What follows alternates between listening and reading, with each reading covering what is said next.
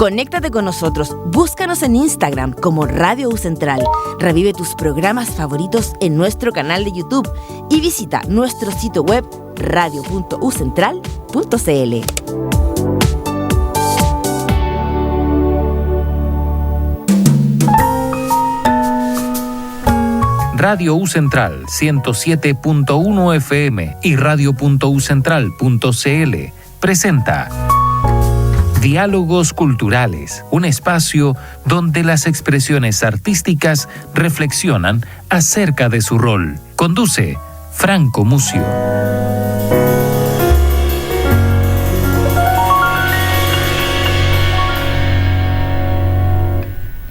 Yo sueño que estoy aquí, de estas prisiones cargado, y soñé que en otro estado más lisonjero me vi. ¿Qué es la vida? ¿Un frenesí? ¿Qué es la vida? Una ilusión, una sombra, una ficción, y el mayor bien es pequeño, que toda la vida es sueño, y los sueños, sueños son.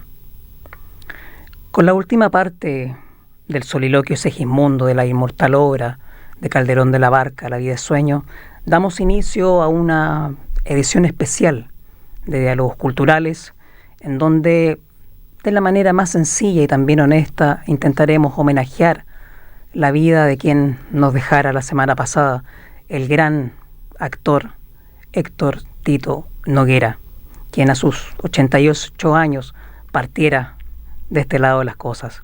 Y hoy queremos recordarlo a través de un registro que contamos como universidad, que se realizó y se emitiera el 6 de noviembre del año 2018 a través de una entrevista que realizara el director de la carrera de periodismo, el profesor José Miguel Infante, en los estudios de la Facultad de Economía, Gobierno y Comunicaciones. Quiero dejarlos con este material que, ¿de qué trata? Es una entrevista que ahonda en el ejercicio de la actuación, en los inicios de su carrera, en sus estudios universitarios, en su sentir respecto a que su familia se dedique a lo mismo, su debut en el teatro y la construcción de un personaje. Que disfruten este material. Presentación y Audiovisuales de Chile, galardón que obtuvo en 2015. Desde 1991 es miembro de número de la Academia Chilena de Bellas Artes. Además de su trabajo como actor, es director teatral, profesor universitario y decano de la Facultad de Artes de la Universidad Mayor.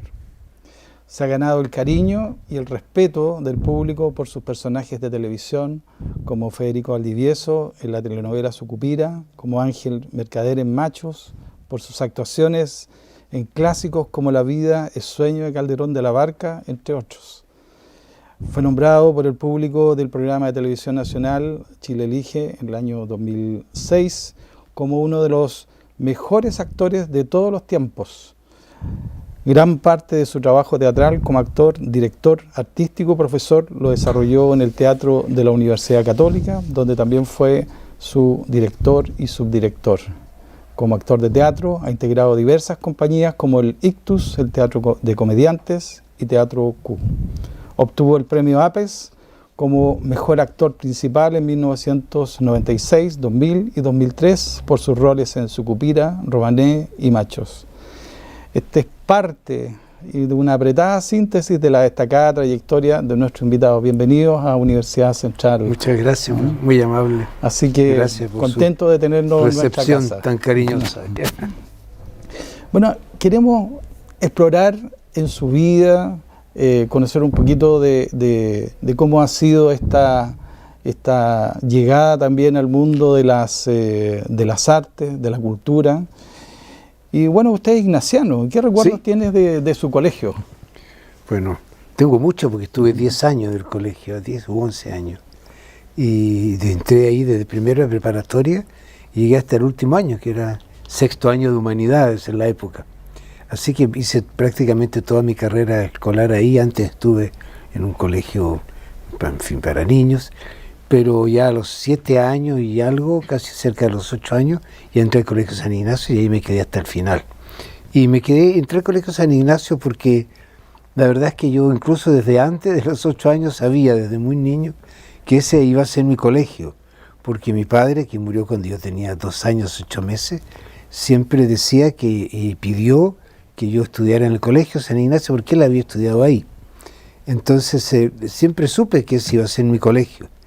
Y así llegó el momento y bueno, era el momento ya de iniciar lo que era el pedido de mi padre. Y eso de alguna manera me unía mucho al colegio. Saber que había ahí estado mi padre, que yo estaba ahí por mandato de él, era algo que me creaba una conexión íntima con el colegio, ¿no? Algo que quizás ninguno de mis compañeros ni ninguno de mis profesores sabían, pero yo sí lo sabía. Y eso me daba un nexo especial. ¿Y cómo surgió su vocación por el teatro? Bueno, uno nunca se sabe cuándo surge, no hay un día, no tiene una fecha, claro, ¿no? Ni una hora. Es un proceso. Y quizá el proceso empezó cuando era muy niño, cuando recién también perdí a mi padre, en que una prima, que era algo mayor que yo, no mucho, pero para entonces yo la veía muy, muy grande, me llevaba todos los domingos al teatro, ¿no? Y a ver teatro para niños, y en las mañanas. Y a mí yo quedaba toda la semana con esa impresión de la obra y trataba de reproducirla, de recordarla, trataba en mi casa de reproducirla, el vestuario, las actuaciones. Yo no entendía mucho el argumento de las obras, entendía bien poco, pero no me importaba eso, me importaba el color, me importaba el movimiento, me importaba como la vitalidad, la energía que salía del escenario. Era eso lo que yo captaba como niño, y era eso lo que yo me sentía, de la que yo me sentía imbuido durante los días de la semana, y cuando me encontraba con algún niño siempre trataba de hacer un diálogo, de jugar al teatro. Así que en realidad esa práctica empezó desde muy chico. ¿Y usted estudió teatro en la Universidad Católica? Estudié teatro en la Universidad Católica. ¿Cómo fue esa experiencia? Y anteriormente a eso, digamos, también en el colegio yo tuve un grupo de teatro que fundó don Alfredo Peña, que era nuestro profesor de castellano, como se decía en la época, ahora profesor de lenguaje. De lenguaje y comunicación. Y comunicación. Él creó este grupo, don Alfredo, que para mí fue un momento realmente importante para mi carrera. Y después entré al Teatro de la Universidad Católica y estudié un año arquitectura, pero no me fue nada de bien en la arquitectura, tenía para mí mucha matemática y yo era muy malo para las matemáticas. Entonces, ahí poco a poco fui conociendo, digamos, de que el teatro podía ser algo más de una afición, que se podía hacer una vida del teatro y en el teatro, ¿no? Conocí que habían escuelas de teatro que uno podía estudiarlo, conocí que los actores vivían de eso, eso constituía su vida, y indudablemente eso a mí me atraía mucho, y comencé a conocer eso, ¿ya? A conocer ese mundo, que el mundo del teatro. Lo comencé a conocer también conjuntamente con un gran amigo mío de colegio, que después fue era ya un gran pintor desde muy joven, que es Claudio Bravo. Éramos muy amigos y Claudio conocía a muchas personalidades del teatro, siendo incluso muy, muy joven, personalidades del teatro, de la literatura y de los pintores. Entonces yo también con él fui conociendo un poco también este mundo del arte, no solo del teatro, sino que también del arte en general. ¿Y su experiencia en la Universidad Católica cómo fue? La experiencia en la Universidad Católica como alumno de teatro fue... Es duro estudiar teatro, ¿no? Porque uno es muy vulnerable, uno se siente muy expuesto, es algo que es distinto a jugar, a hacer teatro como yo lo hacía en mi casa, con mis primos o mis amigos. Había alguien que te exigía y que te marcaba un rumbo, tenías que aprenderte los textos, aprenderte movimiento, coreografías, movimientos, y eso indudablemente era un proceso que es siempre duro de empezar a hacerlo, ¿no? En introducirse en ese mundo. Como todo aprendizaje implica momentos de frustración, porque tú sientes que las cosas no te resultan como tú crees, y momentos también de mucha exaltación cuando las cosas resultan, ¿no? Y en todo caso, el estudio del teatro, no solo para mí en la Católica, sino que para todos, es un proceso bastante misterioso porque uno piensa que no tiene una mayor dificultad, que no tiene la dificultad que tiene, por ejemplo, ser cantante, o ser instrumentista, o ser bailarín, ¿no es cierto?, que implica hacer cosas muy, muy difíciles, son muy difíciles, pero el teatro al lado de eso parece muy fácil, sin embargo no lo es. No sé por qué extraña razón, exige solo hablar y moverse, y sin embargo eso implica una disciplina que es mucho más compleja de lo que uno se imagina en un comienzo. Entonces todo eso hace que la formación de uno sea difícil, y que requiera mucha voluntad, digamos, mucha perseverancia, porque tú pasas por muchas cosas, ¿no? Uno es muy, como te decía, muy vulnerable ante los compañeros, ante los profesores, también es muy, muy vulnerable, ¿no? Uno también es un sujeto muy fácil de ser manipulado, ¿ya? Por los profesores, ¿no es cierto?, por algunos compañeros. Siempre hay una dosis de manipulación sobre tu persona, de que uno no sabe que es manipulación, porque es muy inocente todavía, uno lo viene a darse cuenta después, ¿no? Pero es una etapa de crecimiento importante. Es una etapa de crecimiento, entonces son cosas que son difíciles, pero hacen crecer y hacen madurar muy rápido, pero hacen madurar. Además que el teatro, el aprendizaje del teatro, otra cosa que es importante, te saca también de tu mundo habitual para entrar en realidades que no son la tuya. Tú vienes de una familia determinada que tiene una situación socioeconómica determinada, buena, mala o regular, pero es esa, y es la que tú conoces, ¿no? Pero al entrar al teatro y ver otros personajes, te metes en otras realidades socioeconómicas, otras realidades ideológicas, filosóficas, de todo tipo, ¿no? Que también implican un shock. Entonces es una etapa de crecimiento muy fuerte, que te hace conocer muchas cosas y al mismo tiempo te repercute en el conocimiento propio. Un estudiante de teatro no solo tiene que aprender una técnica, sino que mucho más que una técnica tiene que aprender a conocer su propia personalidad, su propia persona. Porque si uno no se conoce a sí mismo, mal puede interpretar a otros. ¿Ya? Un trabajo con las emociones. Tienes razón, hace bien en notar eso, recordarlo. Se trabaja también con las emociones. Entonces implica una necesidad de estar muy centrado en uno mismo, tener un centro muy fuerte y una disciplina muy fuerte que uno no sospecha, de la que es necesario. Uno imagina en otras artes la disciplina, pero no lo imagina en el teatro. Además, el teatro es tan fuerte como cualquiera de otra disciplina artística. Entonces son momentos interesantes pero duros. ¿Y qué le parece que sus hijos hayan seguido sus pasos? Bueno, a mí me encanta, la verdad, ¿no es cierto? Me gusta mucho que sigan mis hijos. Ahora también tengo nietas que están también en el teatro, y eso se ha ido conformando sin querer, nunca lo he pretendido, nunca he hecho publicidad, creo, por lo menos no he hecho publicidad consciente, ¿ya? De que todos sean actrices o actores. Sino un referente muy importante. Pero no he hecho publicidad consciente, pero parece que de alguna manera la he hecho, porque es sin darme cuenta quizás, porque en realidad se ha constituido una familia teatral que cada vez crece más. Y bueno, siempre que va creciendo, igual uno sufre aprensiones, porque uno conoce el trabajo, conoce, como te decía, lo duro que es la disciplina, el trabajo. Entonces, a veces uno desea una vida quizás más quieta para los familiares, pero es lindo que la hagan y que sigan su impulso y que constituyamos esta familia teatral. Para mí es muy lindo. Lo quiero llevar al inicio de su carrera.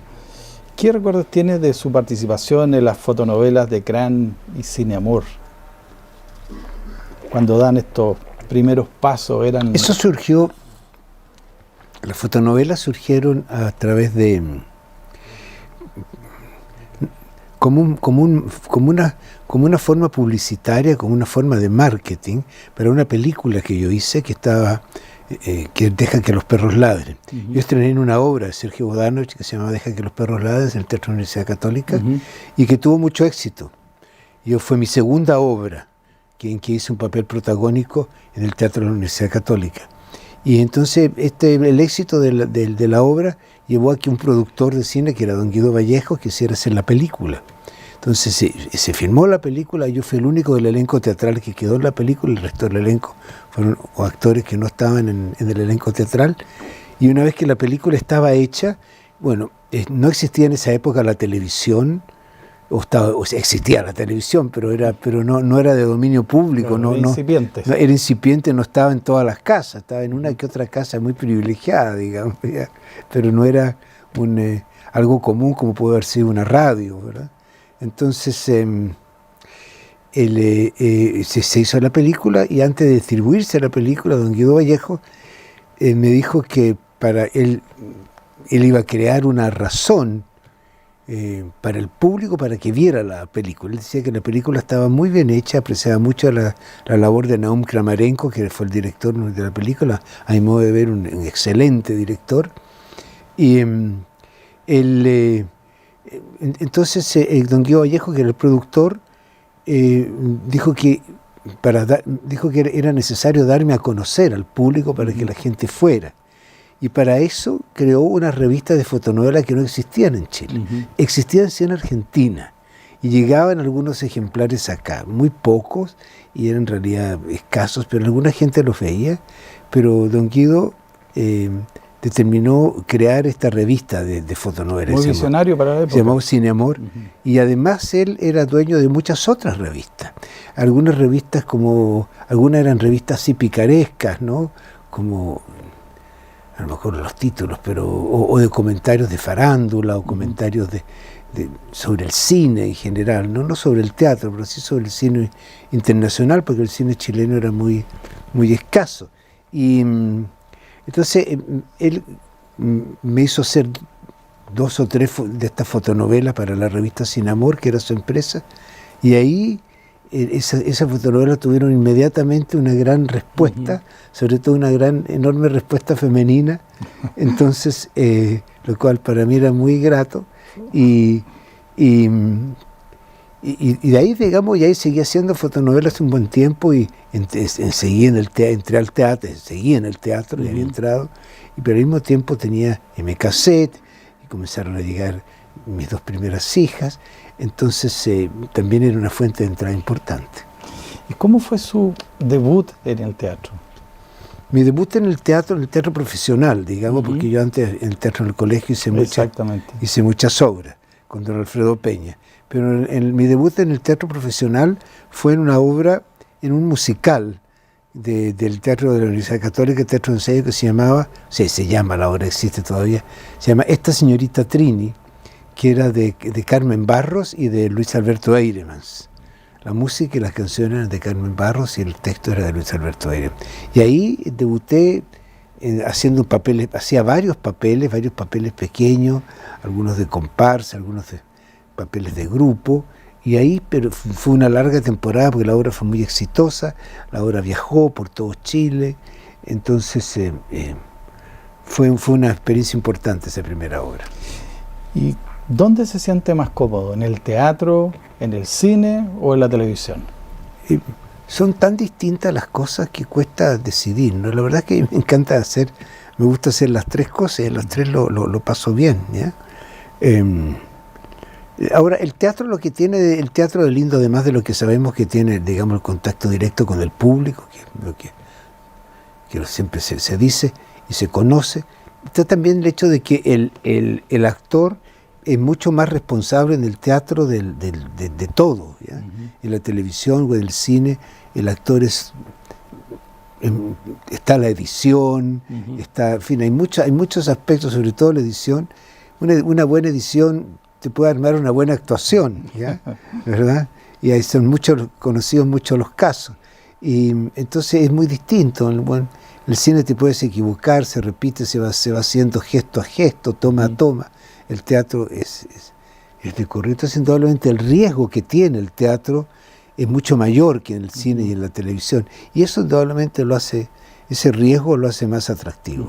Y a propósito de lo mismo, ¿cómo es ese tránsito de pasar del teatro, del cine, después a la televisión? Porque hay un trabajo ahí con hacia las audiencias, trabajo con las emociones. Es muy distinto, me imagino, cada uno de estos ámbitos, como usted lo señala. Es muy distinto porque en el teatro las emociones van surgiendo en el proceso del devenir de la obra. En el caso del cine y la televisión, las emociones son mucho más inmediatas, no tienen la preparación que tienen en el teatro. El actor no tiene la experiencia del personaje en el cine y la televisión como la tiene en el teatro. En el teatro conoce toda la trayectoria de su personaje. En el cine muchas veces no, muchas veces los libretos se terminan conjuntamente al mismo tiempo que la película, lo mismo pasa con la televisión. Entonces la visión que tiene el actor sobre el personaje es mucho más parcial. En el caso del teatro es mucho más total. Entonces por eso es difícil. Y es difícil el cine, es difícil la televisión también por eso, porque requiere que la emoción aparezca muy rápido, ¿no? Tiene que aparecer inmediatamente después de la claqueta, y tú necesariamente no estás siempre preparado 100% detrás de la claqueta. Y de los roles que usted ha hecho, ¿cuál es el más querido, el más apreciado? Esa pregunta es tan difícil como si te preguntaran a ti cuál es el hijo que más quieres o la hija que más quieres. Todos, es muy difícil. Al final, ¿eh? Uno las quiere a todos, uno es más que otro, indudablemente, uno es más que otro. Y no tiene que ver con el éxito de los personajes, porque aunque hay una relación, sí, yo creo que en la medida que uno quiere más al personaje también tiene más éxito, porque querer más a un personaje implica darle más dedicación, ¿ya? Y eso redunda en una mejor calidad, pero depende, tendría que hablar en el cine, en la televisión. En la televisión quizás uno de los personajes que más he disfrutado es el de Machos, el de Sucupira, son comedias, ¿no? En el cine indudablemente hay un personaje que es el Mr. Kaplan, que es una película que filmé en Uruguay hace 4 años atrás, que desgraciadamente en Chile no tuvo distribución, pero sí mucha en el mundo. Y tuve el honor de tener varios premios con esa película. Y así, ¿no es cierto? En el teatro también hay varios, Hamlet, el Rey Lear, y siempre el último trabajo en el que uno está, que siempre es, en este momento estoy haciendo una versión del Quijote, con Yerko Farías, que se llama De Quijano a Quijote. Indudablemente mi imaginación y mi cariño está puesto ahí, ¿ya? Por el momento. Y a propósito de lo que usted nos cuenta, sí, cuando tiene que representar a un personaje, en lo esencial, ¿cómo lo construye? Para mí hay 2 fuentes de información como actor, cuando tengo que representar a un personaje. Hay 2 fuentes de información que son fundamentales.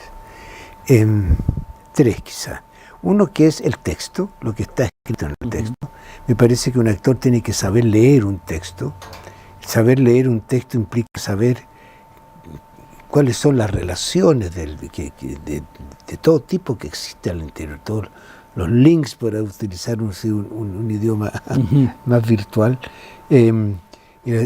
todas las conexiones, todo lo que está debajo del texto, saber, no solo hay que saber lo que se dice, hay que saber lo que no se dice, hay que saber no solo lo que se piensa, sino que lo que no se piensa, y por qué implica un estudio muy importante y muy acucioso del texto. Al mismo tiempo es muy importante hacer esa conexión del texto con uno mismo. O sea, ¿qué conexión tiene uno? Es el otro factor, ¿no es cierto? No es el texto, el otro factor es uno mismo. ¿Qué conexión tiene ese texto con uno? ¿Qué es lo que uno percibe de ese texto? ¿Qué es lo que más le interesa? ¿Qué es lo que más quiere destacar? ¿Qué es lo que más toca con tu sensibilidad, con tu persona? Y el otro referente muy importante es el director o directora. Es importante saber cómo piensa, cómo siente y cómo ve la obra. Porque finalmente uno interpreta el texto uno mismo, pero también interpreta a un director. Porque ese director tiene una versión determinada sobre el texto que es muy distinta a la que puede tener otro director. Entonces uno también tiene la obligación de saber con quién está trabajando. Estamos presentando Diálogos Culturales junto a Franco Mucio.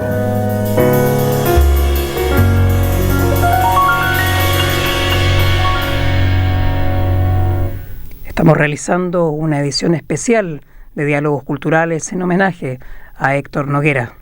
Vamos a una breve pausa y continuamos con la segunda parte de esta entrevista que se realizará en noviembre del 2018 en los estudios de la Facultad de Comunicaciones de la Universidad Central. Nos vemos en unos minutitos más.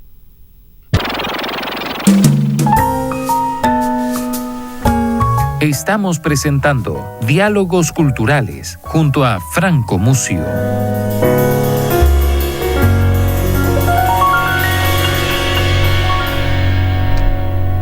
Estamos nuevamente de vuelta.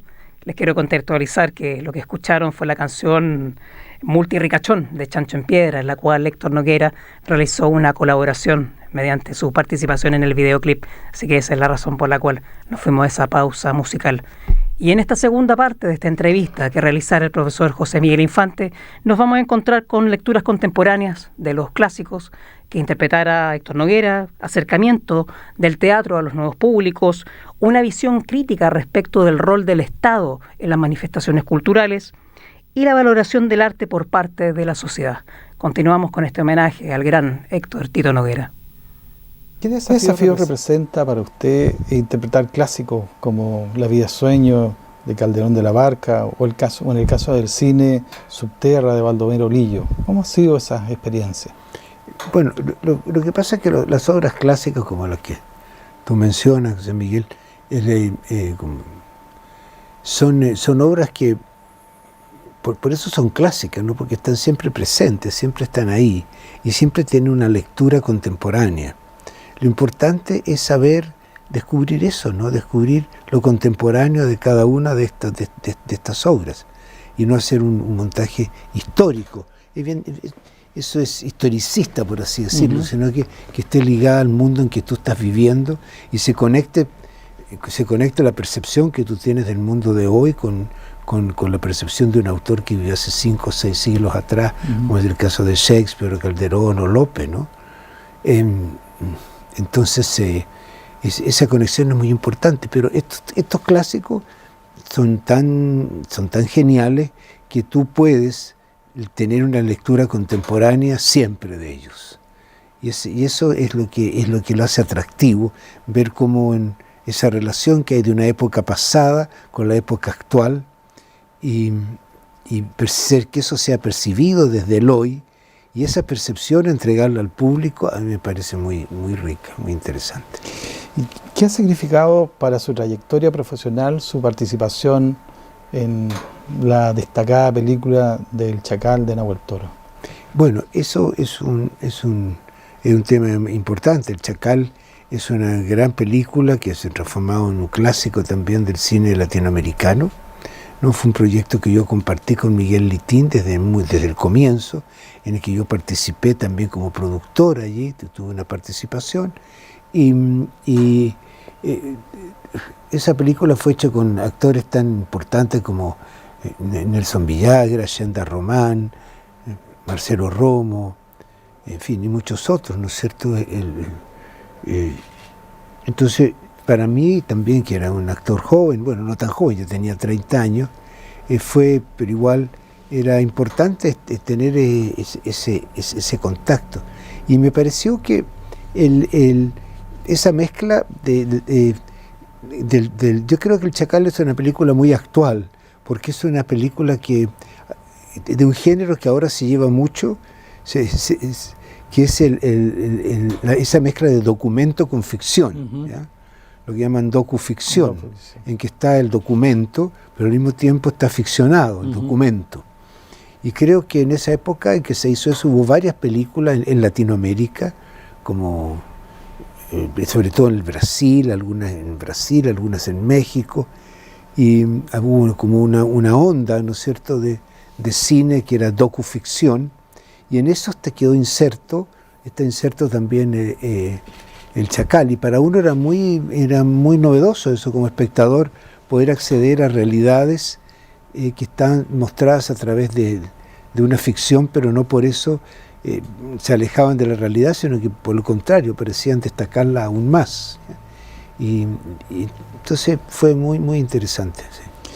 Y en un rol más social, ¿En Chile se están haciendo los esfuerzos consistentes para que el teatro y las artes en general se acerquen a los sectores populares?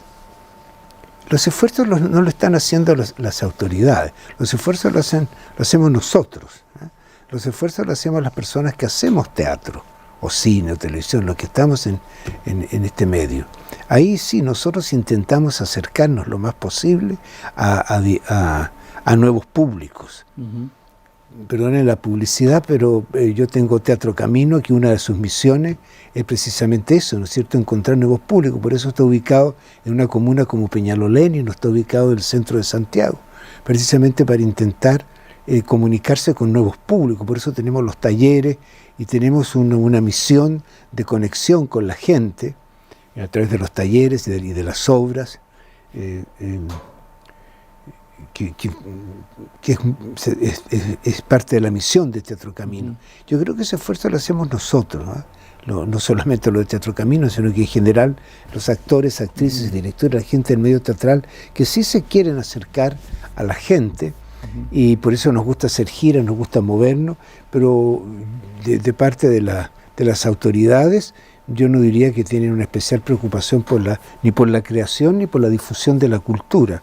Y a propósito de eso, ¿qué le parece el recorte en un 30% del presupuesto de instituciones culturales? Ahí está un ejemplo de eso, ¿no? Imagínate tú de que instituciones culturales tan importantes como son Santiago Amilva, el Museo C15, Museo Violeta Parra, Museo Precolombino, en fin, son 6 o 7, ¿no es cierto? Algunas me faltan en este momento, pero son todas muy importantes, y algunos recortes menores, como tiene el GAM y otros. El Teatro Bio Bio, por ejemplo, que es un teatro que está empezando, que se le hace un recorte. Es crear una gran dificultad al desarrollo de las artes de estas instituciones que ya son de dominio público. Imagínate tú que me contaban que el Museo Violeta Parra ya había tenido el año pasado un recorte de un 20%, y este año un 30%, o sea, en un año tiene un 50%, es lo que se pretende con el nuevo proyecto de recorte, un 50% de su presupuesto. Indudablemente eso arriesga seriamente la existencia del museo. Y así las otras también. Si los que no arriesgan su existencia arriesgan sí achicarse a tal punto, ¿no es cierto?, de perder su identidad y perder su misión. Hay que entender de que estas entidades son públicas, aunque tengan un origen privado. Llega un momento en que la gente adquiere estas instituciones a través de las actividades que realizan, ¿no?, y las hace propias. Siguiendo un poco con un ejemplo un tanto personal, pero el Teatro Camino, que está en Peñalolén, es un patrimonio de la comuna, ¿no? Indudablemente no todos los habitantes de Peñalolén van al teatro, pero la mayoría o la gran mayoría saben que hay un teatro. Y eso ya es cumplir una función. Y a propósito de ello, como sociedad chilena, ¿estamos valorando el aporte del arte y la cultura? Yo creo que la sociedad chilena la valora cada vez más, porque yo veo que los públicos crecen y sobre todo, que lo más importante, cada vez noto un público más joven que asiste a los espectáculos y a las muestras. Y eso es fundamental, eso es muy, muy importante. En otros países no cuentan con eso. Al teatro aquí, si tú vas a una sala de teatro, la mayoría de las personas son jóvenes. Y eso es muy importante. Si vas a un concierto, vas a la música, vas a las muestras de audiovisuales, vas a las películas. Y generalmente hay gente joven. Y eso es muy importante. ¿Qué siente al saber del cierre de algunos escenarios, cuando se cierra un teatro? Bueno, cuando se cierra un teatro, se cierra esto que decía yo, ¿no? Se cierra un pequeño patrimonio que a la gente se la priva de algo. No solamente a quienes son dueños del teatro, son sus responsables, sino que se priva a la comunidad. El cierre de un teatro es una privación a la comunidad, que se le quita la oportunidad de ir a ese teatro. Los teatros son testimonios, por su sola presencia, son testimonios del quehacer artístico y de las artes que son indispensables en el desarrollo del ser humano y de la sociedad. Por lo tanto, cerrar un teatro es un atentado contra la sociedad. Hay que tratar de mantener ese teatro, ¿no es cierto? Y eso ocurre en todas partes del mundo. En todas partes del mundo los teatros tienen una subvención por el hecho, una subvención basal, ¿no es cierto? No se trata de solucionar su vida, pero se trata de que tenga ciertos elementos basales, que tenga la seguridad que va a poder pagar las cuentas, que va a poder pagar los sueldos, y le permita eso una tranquilidad para seguir gestionando sus obras. Yo estoy partidario de que los teatros gestionen sus trabajos y que creo mucho en la gestión, creo que es muy importante, pero tiene que haber un aporte basal. Un aporte basal del Estado. Y ese aporte basal tiene que venir del Estado, no puede venir de otro lado. Quiero cambiarlo de tema, hacia la industria de la televisión. Desde los 90 hasta casi terminado el 2010 en Chile hubo una explosión de clásicos de las telenovelas. Usted participó en varias de ellas. Romané, Sucupira, Machos, Pampa Ilusión. ¿Por qué esa época fue tan fecunda? Bueno, yo creo que todos los fenómenos tienen varias razones, nunca hay una sola. Muchas más razones de las que uno es capaz de ver a simple vista. Pero a simple vista se ven varias razones. Una es que el hábito de los chilenos cambió. O sea, cuando hace algunos años atrás era normal que la gente llegara a su casa a las 6 de la tarde, o 7 de la tarde, a su trabajo. Y ahora las personas ocupan cualquier rato libre para tener otro trabajo. Pues, por lo tanto, la vida familiar y por lo tanto las horas de ocio, que son indispensables en una sociedad, tanto como las horas de trabajo, existen cada vez más reducidas, ¿no? Por lo menos en países como los nuestros, en Chile especialmente. En Chile la gente corre de aquí para allá y es muy difícil que alguien se detenga, ¿no es cierto?, en esta carrera a ver una obra. Es difícil, no cuesta más que antes. Igual tenemos, se consumen las artes, pero es difícil. Entonces ahí hay un elemento ya que hace de que los canales, por tratar de atrapar el público, por atrapar este afán de atrapar a este público que va de aquí para allá, caiga en resultados que no son tan óptimos, ¿ya? Que no son tan óptimos como la otra vez, que no tienen el mismo rigor, no solo artístico, sino que de contenido, no tenga tanto rigor de contenido, sobre todo, ¿ya? Porque es más rápido todo. Entonces hay más gente que ve indudablemente, que ve los canales. Claro, cada canal tiene un rating menor que lo que tenían antes. Tener 40 puntos era normal. Claro, ahora el que tiene 20 se da con una piedra en el pecho. Son otros tiempos. Sí, pero son otros tiempos. Cambia la vida, cambia la gente, cambian las condiciones socioeconómicas, todo cambia, ¿no? Como dice la canción. Entonces, claro, también la televisión tiene que cambiar, no se puede mantener igual. A propósito de cambios, pero cambios positivos también. Sí. Sí, ha obtenido reconocimientos inéditos como con los premios Oscar otorgados a Una mujer fantástica, Historia de un oso. ¿Cómo ve la proyección cinematográfica del país a partir de estos hitos? Bueno, hay hitos importantes. Están los que tú nombras y también hay otras. Hay películas de Larraín, otras películas de Lelio y películas de otros realizadores. Nombro solamente dos, pero hay más que realmente se destacan en la cinematografía mundial. Y eso es muy bueno. Pero no ha significado, sin embargo, que en el país podamos decir que ha crecido la industria cinematográfica. Son personas, ¿verdad? Son personas que con su esfuerzo y su talento se han destacado. Pero eso no hace que en Chile se constituya una industria cinematográfica. Espero que con el tiempo ocurra. Y Héctor Noguera de hoy, ¿qué se sienta ver en la televisión o en el cine? Yo me siento re poco a ver la televisión. ¿Tiene tiempo para hacerlo? No tengo muy poco tiempo, la verdad, ¿no? Pero la verdad es que sí, de vez en cuando recorro, no muy seguido, recorro las telenovelas para saber en qué están mis colegas, en qué están los canales, que están mis colegas, para no estar tan desenchufado de lo que pasa. Veo los noticiarios y veo, programas, a veces veo algunas películas, ¿verdad? Algunas series, pero no mucho, eso es lo que veo. Y en general, ¿podría recomendarnos alguna obra de teatro, alguna película ahí que le tenga especial cariño? A ver, en este momento la verdad que es difícil recomendar porque hay tanto, ¿no? Yo creo que el teatro, por ejemplo, en este momento en Chile hay varias obras. Yo no alcanzo a ver todas las obras que he escuchado que son muy buenas. ¿Ya? Y entonces supera mi tiempo, pero también las hay. Pero nombrar algunas me es difícil, lo mismo que con las películas. Pero que hay mucho movimiento, lo hay, y que cada vez el teatro se ha hecho más presente en la sociedad.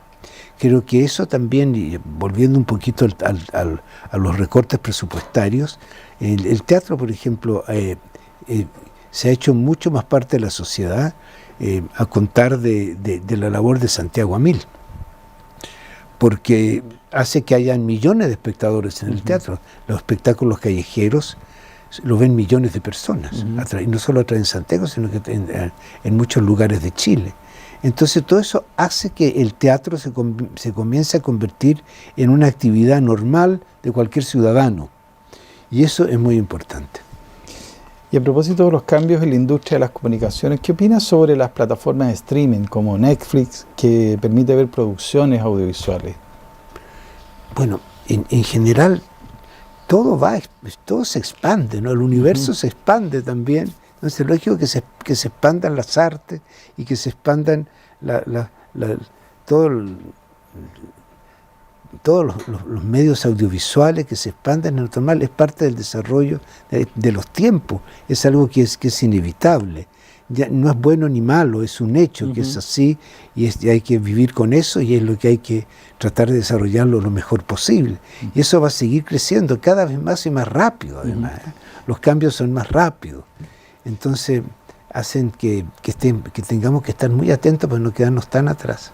Y en ese sentido, ¿qué desafíos presenta para los actores pensando en la idea de un público global, de un público mundial? Eso indudablemente, eso es algo también nuevo. Los actores comienzan a viajar, a hacer películas afuera, a hacer series afuera y a globalizar su trabajo. Creo que eso es muy bueno, muy, muy bueno. Me parece importante. Bueno, sí. ¿Y el futuro? ¿Qué proyectos tienen en carpeta?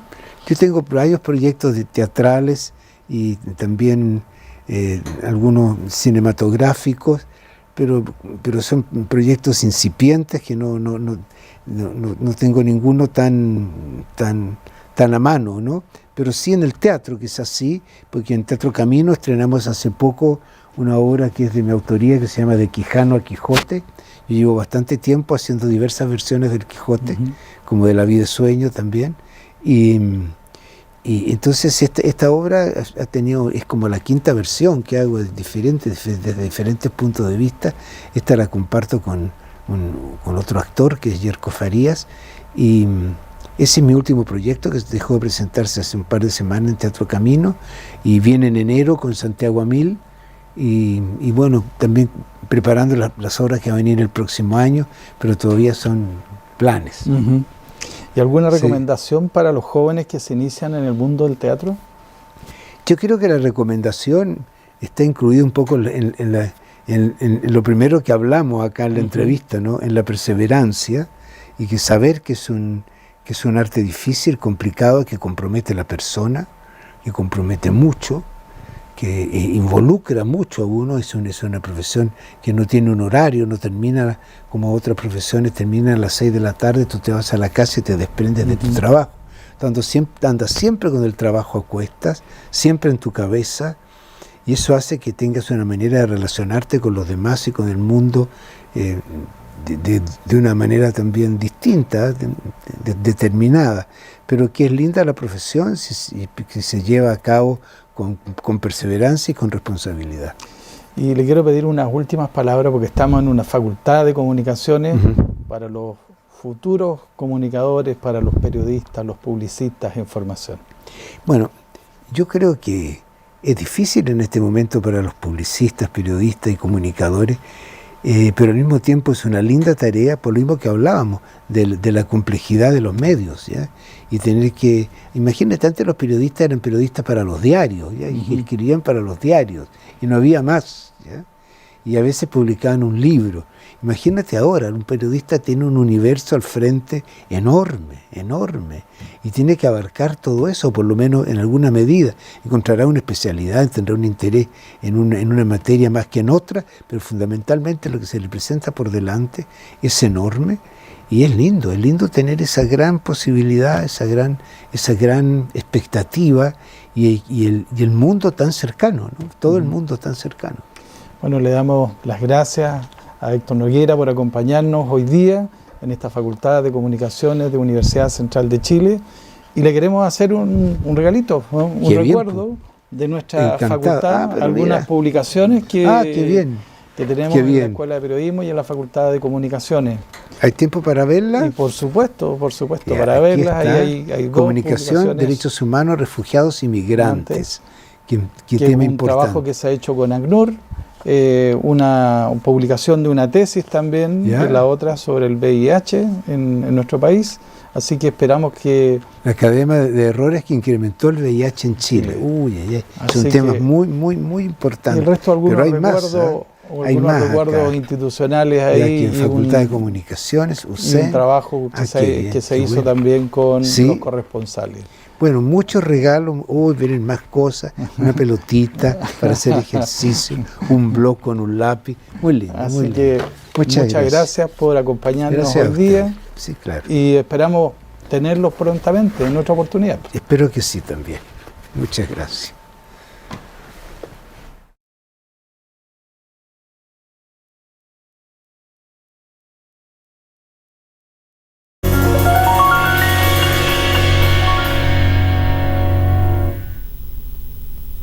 Así es, Héctor Noguera Illanes, un hombre que quedará grabado en nuestra memoria, una persona que deja un legado inmenso en el teatro, en la dramaturgia, en la televisión, una persona que ingresó a nuestros hogares durante tantos años con personajes que forman parte de un imaginario colectivo, una persona íntegra, una persona justa, como planteaba su hija Amparo Noguera en su velorio, una persona que quedará en nuestros corazones. Un clásico, un eterno. Hasta la próxima edición de Diálogos Culturales. Que estén muy bien.